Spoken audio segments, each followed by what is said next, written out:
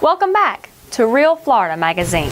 Welcome back here today on the beautiful campus of Florida Panhandle Technical College, another in our series of Meet the Candidates. We've got a treat today. We've got Ken Sukhia, currently running for U.S. Representative, Congressional District 2.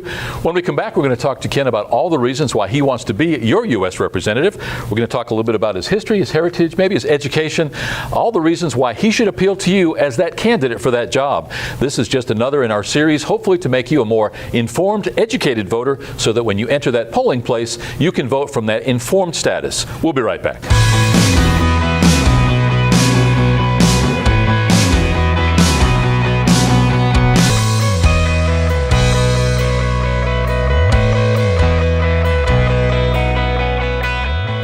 Welcome back. As mentioned, our guest today is Ken Sukhia. Thanks so much for coming in. Thank you for today. having me, Paul. I appreciate it. You're burning a lot of shoe leather these days. We see you everywhere. Most recently at our Reagan Day dinner here in Washington County, the Possum Palace for the Possum Festival. I don't know if there's been anything I haven't seen you. All that being very important, you've got to be out there, and it's the hottest part of the year right now, so it can't be really pleasant. I don't see how any of that campaign stuff can be pleasant. Let's start at the beginning, though. Talk a little bit about you, Ken. One of those things that I know most people don't like to do, but let's talk about your family, your history, your heritage. Sure. Let's talk about how you came to the point where you find yourself running for U.S. Representative. Yeah. Well, I came from an interesting family. My father was an immigrant who came here in 1939, and Dad was a physics whiz. He was from India, and the first in his family ever to leave India. But his people were driven into India by the Muslims in the Middle East now, about 1,000 years ago. And he said to me that, Kenny, I thought I should go to Oxford, because of course it was a British system of education in India at the time. And they told him, you shall go to the Massachusetts Institute. So he went to MIT, and then he went to Caltech, and ended up as an aerospace engineer, and became a U.S. citizen by naturalization, as many of my relatives have now done on my father's side. But he married Mom, and Mom was blonde and blue-eyed, and we all came out looking different. You know, I have a little bit more of the blonde features than my some of my siblings are more dark featured. But Dad was more like Omar Sharif, I think, than kind of the black wavy hair and so forth. But the interesting thing about my upbringing is my father instilled in us a deep love for and appreciation for our country. I know that's not unique. I know so many of us have that. I got it on a daily basis. It was impossible to go through a small town with my father without him commenting on the incredible wealth, Kenny, in this country. And what an amazing nation. And he would say, I'm going to write my book on America the Beautiful, he would say. And I said, Dad, that's already taken. You'll have to come up with a different title. But that's where I think since you said start from the beginning, what is it that motivates me to become involved at a time like this? And part of it is that all my life I have had a sense that we are not just blessed to be in a country that is wealthy, but a country that has principles behind it, founding principles on which it was based, which have produced that wealth. And that was never separated in my dad's mind and in our discussions about our country. And when I went to Cornell, my undergraduate was Cornell up in New York, and I remember we had an oil crisis at the time, and the professors would say, oh, yeah, simple, nationalize, take over the oil companies, because, they were liberal. And we wonder now why 53% of all adults under 30 view socialism favorably. It's because of that steady drumbeat by the professors in the liberal colleges that continual, and eventually it has an effect. I think when a professor says something like that, I tend to look around and expect all of us to be like, can you believe he said that? Aghast. Yeah, but instead it's slack jaws and, wow, yeah, I guess he's right. And so I have that deep, abiding sense of the principles behind our founding, which are now under attack. And I looked at this race, and I've been in North Florida for 41 years now. And I looked at the folks who were in the race when I entered, and I thought, how do you know that someone is genuine in their beliefs about our system? How do you know that they are not just memorizing a script? They're not just saying what has to be said. I don't want to impugn in either of my opponents. I think they're fine people. But one of the reasons you know if someone is genuine in their beliefs and in their profession about what they feel is, well, what have they done? Have they committed their lives to fight on the front lines for the conservative causes they hold dear? And honestly, I can say that what I believe distinguishes me from the other folks who are running in this race, on all sides, frankly, Democrat and Republican, but what distinguishes me is I am the only candidate who has actually fought for the causes that are important to me and important to conservatives in this district. And so I looked at the country and I thought, our nation is rapidly descending into a socialist and secular culture, society, and political system. We are being brought descending headlong into this European socialist style form of economy and government. And Scripture says that when the foundations are being destroyed, what then shall the righteous do? And it goes on to say in Daniel 11:32, it says, look, when evil is triumphing and when the foundations are being rocked, the people who know their God will display strength and take action. And part of who I am is, I'm a believer, I'm a Christian. I feel led to not sit by while the foundations are being rocked. I don't want to get to the end of my life and have the sense that when the foundations were being destroyed, I sat by and I didn't do anything. I just watched. And no, I don't want that. I want to participate in the battle to save our American principles and our way of life.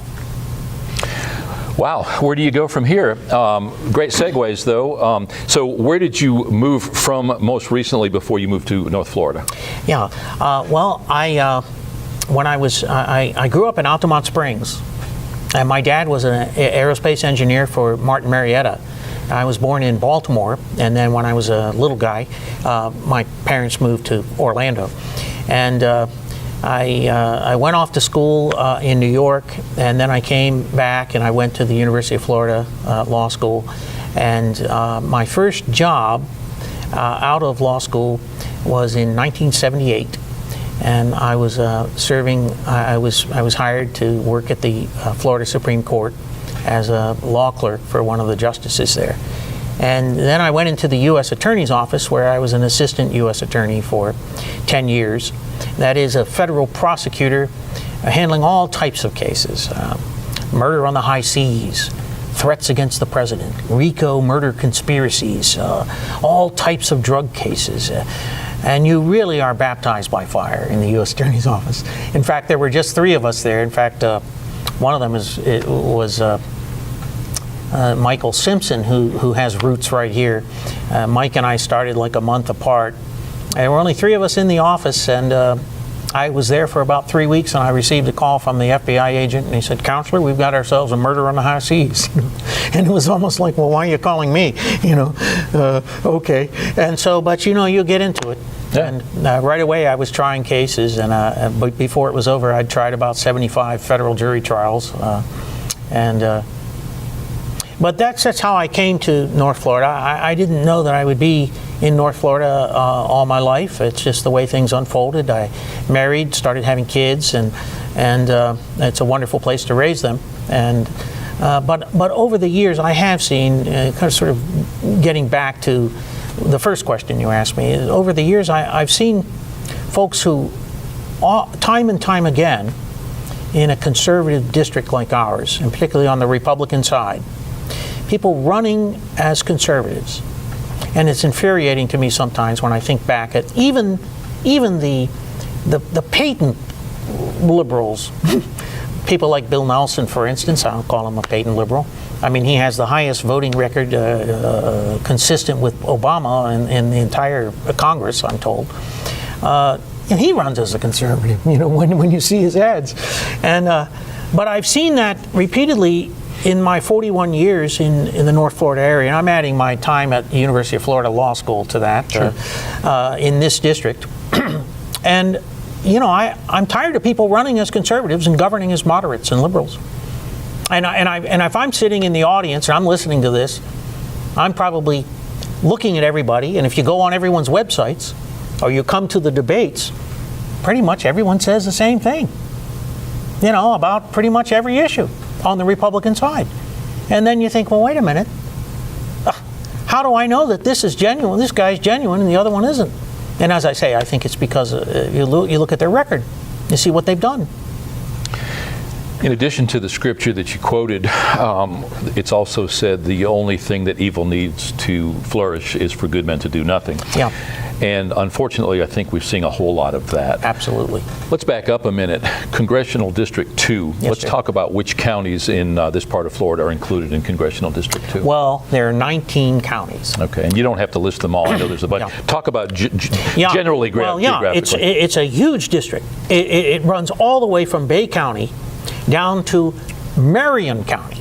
So we're talking 6 hours almost to go from one part of the district to the other.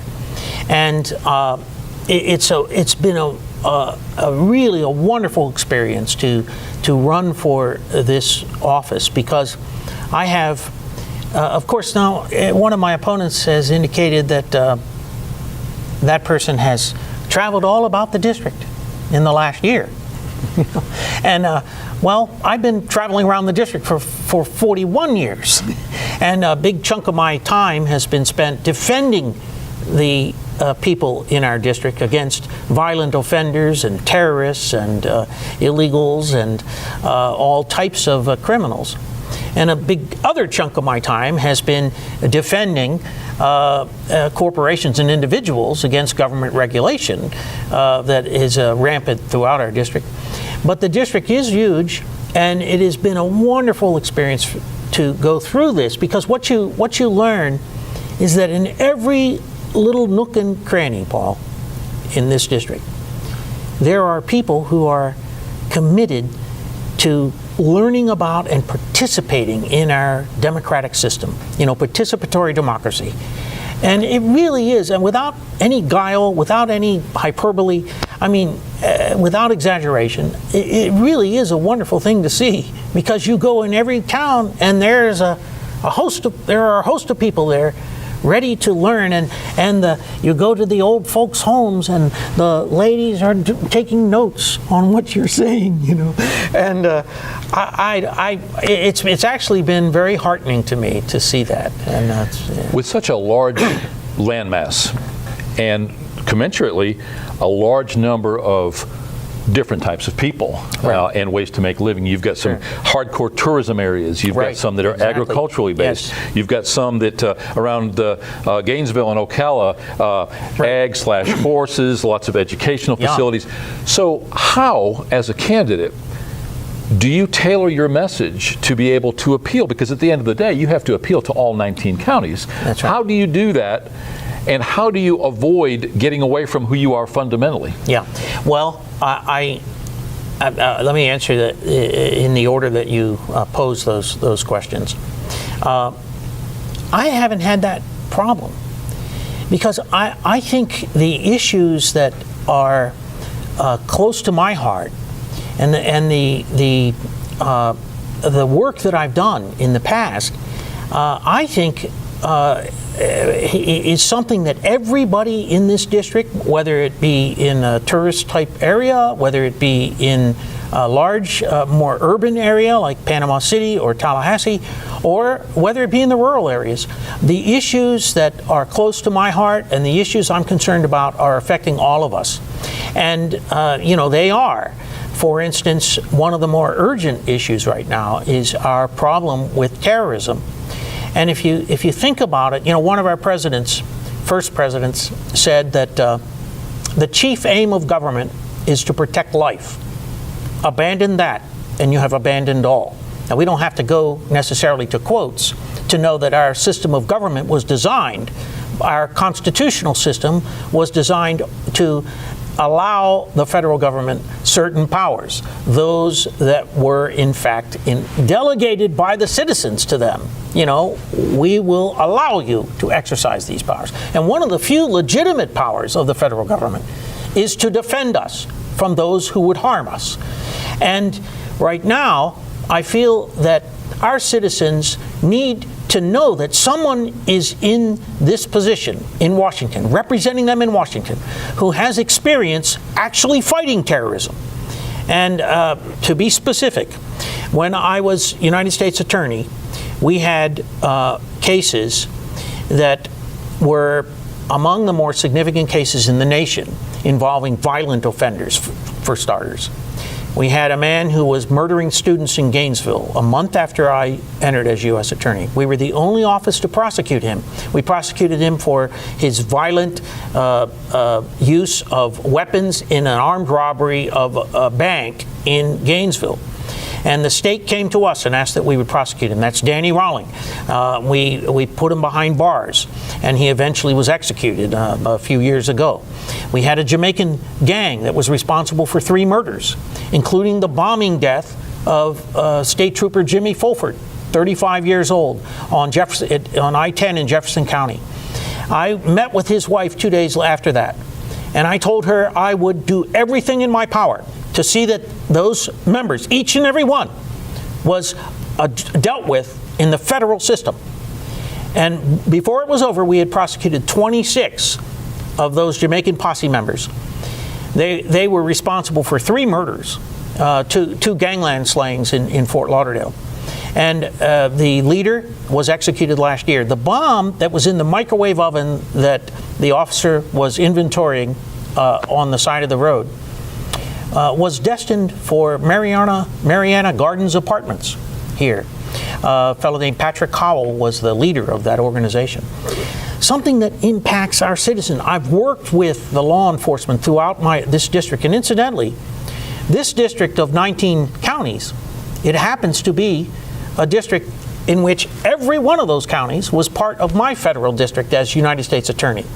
My district had a few more because it went from Pensacola down to down to that same area. One of the cases I tried as United States Attorney was the first federal carjacking trial in the country. Some 6 guys had decided they were going to, as they put it, get a lick on a white guy. That was their mission for the night. And they went down to Ocala and shot a 72-year-old man who was tough as nails. And survived, and in fact started chasing them across the parking lot. And he said, then I thought, he said, that guy just shot me, And then he said, so I started chasing him. This is right before the jury. And I said, then I thought, well, what am I going to do if I catch him? It was pretty funny. But I've had experience prosecuting those folks. But one of the things that we were extremely aggressive on was prosecuting the narco terrorists out of Colombia. And when I was U.S. Attorney, we were the toughest sentencing U.S. federal district in the nation of the 93. I've been there. I fought them. We not just that. I was called to Washington one day, and I was informed that they would tell me about it when I got there. And I got to Washington, and they brought me to an all-metal room on the top floor of the Justice Department that I didn't even know it existed before this. And it was a secure room that was electronically protected against anyone intercepting any of the conversation. And they told me then that the head of the Colombian cartel, from the coastal cartel, Colombian coastal cartel, that the head of that cartel was recorded by an agency that will remain unnamed, they said, indicating that they intend to take out the U.S. Attorney from the Northern District of Florida. We didn't back off. We kept on. Now nothing happened, and thankfully, but the agents came to my home, and they set up state-of-the-art security system and so forth. But, I've had experience prosecuting terrorists, okay? Another issue, okay, illegal immigration. I've been endorsed by Senator Jeff Sessions from Alabama, in large part because of my stance on illegal immigration and legal immigration. Senator Sessions heads the Judiciary Subcommittee on Immigration and the National Interest. And before he endorsed, he wanted me to review their reports, which I have done. And those reports are astoundingly alarming. We're talking now strictly about legal immigration. Now, I want to tell you that one of the things I said that distinguished me was that I've actually fought in these issues. And I don't want to forget to make it clear that as the United States Attorney, I enforced the immigration laws. In fact, it was my responsibility as part of the executive branch to do so, because Article 2, Section 3 of the U.S. Constitution says the President shall see that the laws passed by Congress are faithfully executed. And this President does not do that. He decides that certain drug cases won't be prosecuted, certain illegal immigration cases won't be prosecuted, certainly the Planned Parenthood's violation of the law on the harvesting and distribution of unborn infant body parts are not prosecuted. But I did prosecute illegal immigration. I enforced those laws. People who transported them and others who were violating those laws as U.S. Attorney. So I've been there. I've done that. And I had, when I reviewed the report that Senator Sessions issued, I learned that right now, for every one American that's added to our population by natural birth, by our natural birth and death rate, our legal immigration system brings in 7 illegals. Or excuse me, 7 legals, actually, brings in 7 persons from foreign countries. So the Pew Research Institute says that in the next 50 years, we will add 14 million Americans by our natural population. And during that same period, we will add 104 million immigrants. And so Senator Sessions says, Ken, this isn't being extreme. This is exercising common sense. And this is looking out for the integrity and the distinctiveness of our very nation. When I was U.S. Attorney, Paul, one of the great things that I had an opportunity to do was to move for the admission of persons who were involved in the naturalization proceedings. And it was a wonderful day for all concerned. But my part in it was, as United States Attorney, to make the motion, the formal motion. And I had it memorized at one time, but I don't have it memorized now. But it was I said things like, they have demonstrated a facility with the English language. They have demonstrated a knowledge of the history and the government of these United States. They've demonstrated an appreciation for the form of government. And we've thrown those things away, haven't we? I mean, when you look at it from the standpoint of persons who are, we could say now, well, let's see, they're maintaining their own language. They're not assimilating into the country. The illegals, they have no appreciation, or at least they're not required to. And my relatives. Many of my relatives on my father's side have since become U.S. citizens by the naturalization process, as my father did. And I don't just talk about it in a generic sense. I've lived it, with my dad and with my relatives.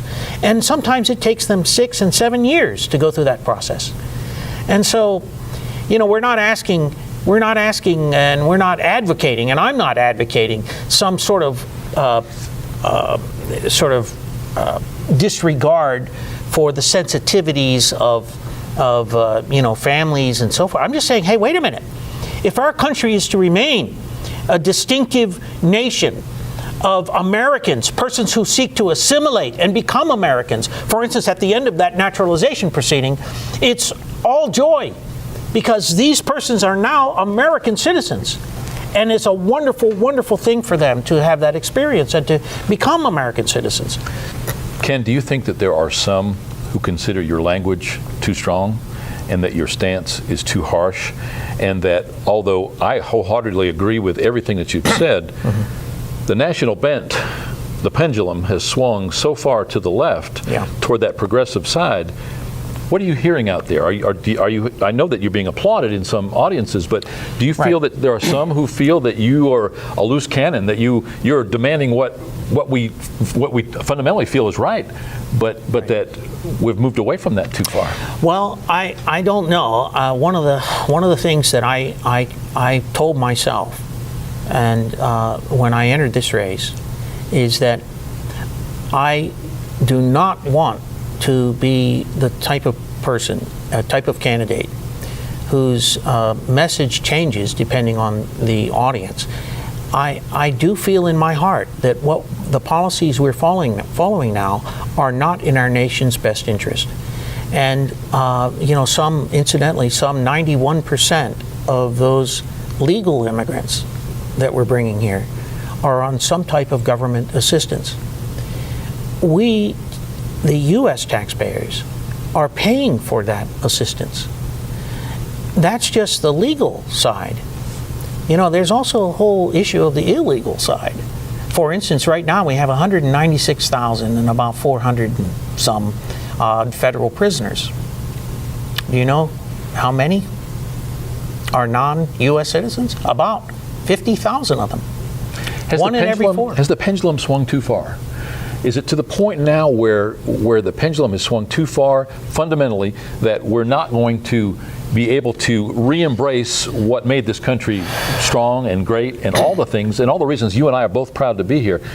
Has it swung too far, and are we just going to have to be forced to swallow the new world order? Well, here's how I view that. I think back in history, and if others who found themselves under oppressive governments, difficult straits, and I'm not saying ours right now is an oppressive government, but I'm talking about others who have been in much, much worse shape than we are now. Those who stood for something and felt that, and made it clear and took action to stand for the principles they upheld. Let me give you an example. There was a time when the world was sort of controlled by one big, and at that point, I'm not saying now, but at that point, somewhat corrupted church. That basically they would take money from you so that others could get out of purgatory and so forth, and all the indulgences and all of this. Well, someone stands up and he says, "I am bound by the clear testimony of Scripture. My conscience lies captive to the Word of God. I will not recant. Here I stand. I can do no other." In other words, this sense of boldness that I will not back down. And how could anyone have conceived that this man who just stands there before the church that had the power to take his life and said, "No, I will not budge. I will not back down," changed the world in many ways. And I feel that I have to be among those who are in the battle. Luther also said that where the battle rages, there the loyalty of the soldier is proved. And I feel like, hey, I've been fighting those battles my whole life. I've talked about my U.S. Attorney's experience, but when I left the U.S. Attorney's Office, I fought Planned Parenthood in an intense 8-day trial in which I was defending the Parental Notice of Abortion Act in Florida. And now parents have to be notified before their children have abortions. It was an intense battle. It probably didn't do a whole lot for my rise in my career, because it kind of puts a target on your chest. Oh yeah, we get it. He's fighting for the right, fundamentalist position. I felt strongly that's what I ought to do. I felt strongly that I ought to participate in fighting the Internet Decency Act. Went to Washington to do that because I had boys of my own. I know with the press of a button, they can get the most graphic. Well, I wanted to fight it. I felt like it was what I ought to do. What am I here for? Life is short. I mean, what are we here for? I want it to be meaningful. I want my life to count for something. And right now, I feel like, okay, Luther said, where the battle rages, there the loyalty of the soldier is proved. Well, right now, the battle rages for America, I feel. Do you feel that even were you not to win the primary election, that you have helped to open people's eyes just through your rhetoric, and you've infected me? I'm to the right of Attila the Hun as far as being a conservative, and I'm embracing everything you're saying and believe what you're saying is true. Do you feel that when you've spoken to people that you find that there are kindred spirits, that people say, you know, it's okay for me to say I am conservative and that I believe in what is right. Do you think you've had an influence regardless of what happens politically going forward? That's an interesting question, and you know, I've been running at such full tilt that it's hard for me to pause and think about things like that. But I think you're right. I think that. Don't you think that's the bigger picture? It is the bigger picture. A lot of this has to do with things far beyond ourselves, and you know, our kids and our grandkids and our great grandkids. Exactly, and you know, I was, you know, I'll give you an example.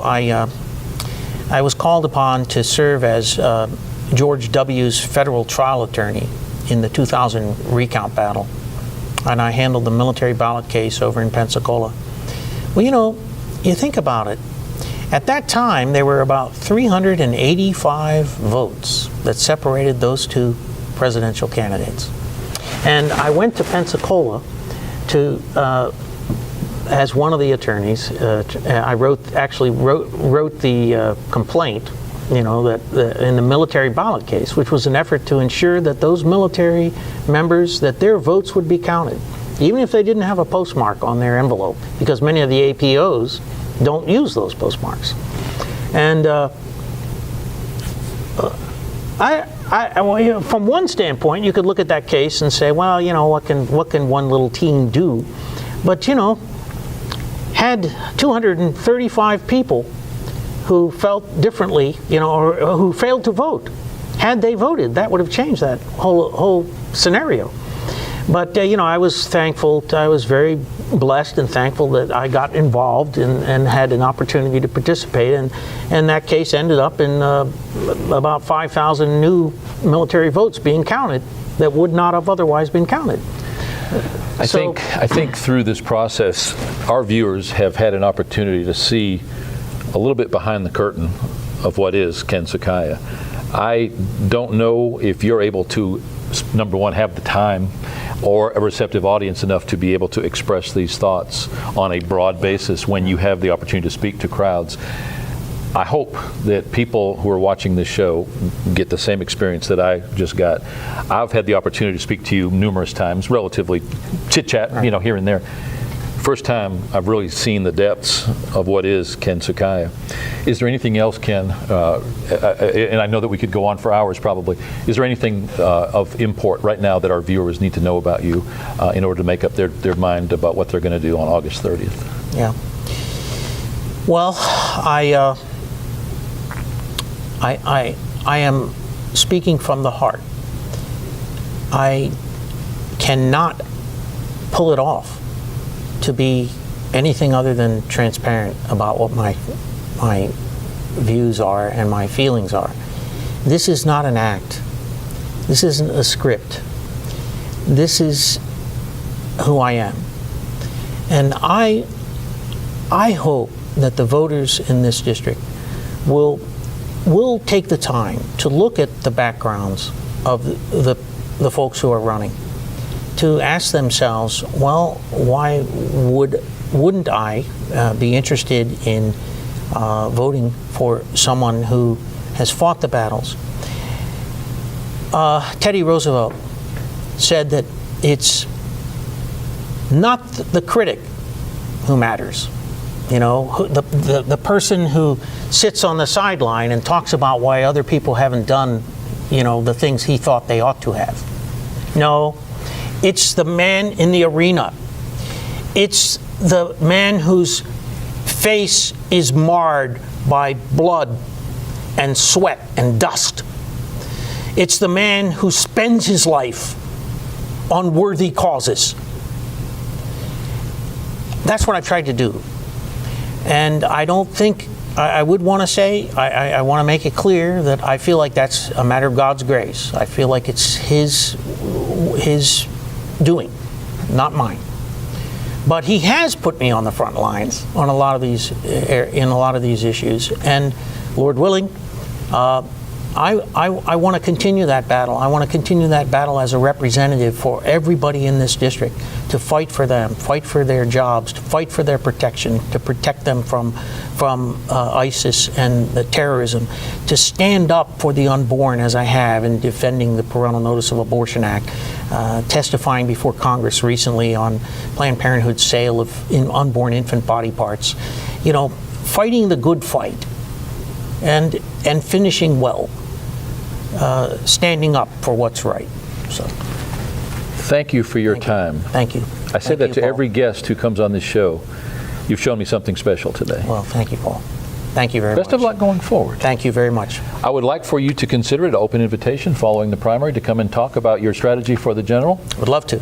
Your passion is truly amazing. I hope that comes across. Sitting next to you, you've got me emotionally drained here. Appreciate a lot of what you've just said. Thank you very much, Paul. And thanks for taking the time today. Yeah, thank you so much. Our guest today has been Ken Sukhia, currently running for U.S. Representative, Congressional District 2. Wow, what do you say? This is a guy who just unzipped and showed his soul, and I think that I can say it no other way. We'll be right back.